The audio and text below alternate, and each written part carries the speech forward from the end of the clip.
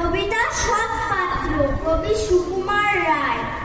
শুনতে পেলাম পোস্তা গিয়ে তোমার নাকি মেয়ের বিয়ে, গঙ্গারামকে পাত্র পেলে জানতে চাও সে কেমন ছেলে। মন্দ নয় সে, পাত্র ভালো, রং যদিও বেজায় কালো, তার উপরে মুখের গঠন অনেকটা ঠিক পেঁচার মতন।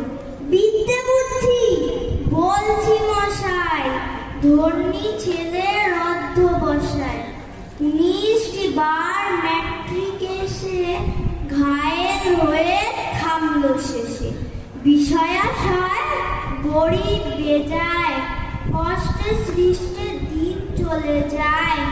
মানুষ তো নয় ভাইগুলো তার, একটা পাগল একটা গোয়ার, আর একটি সে তৈরি ছেলে।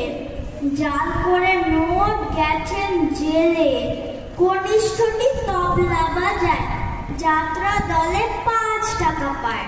গঙ্গারাম তো কেবল ভোগে পিলের জ্বর আর পাণ্ডু রোগে, কিন্তু তারা উচ্চ ঘর, কংসরাজের বংশধর। শ্যামলাহিড়ি বনগ্রামে কি যেন হয় গঙ্গারামের। যা হোক, এবার পাত্র পেলে, এমন কি আর মন্দ ছেলে। নমস্কার।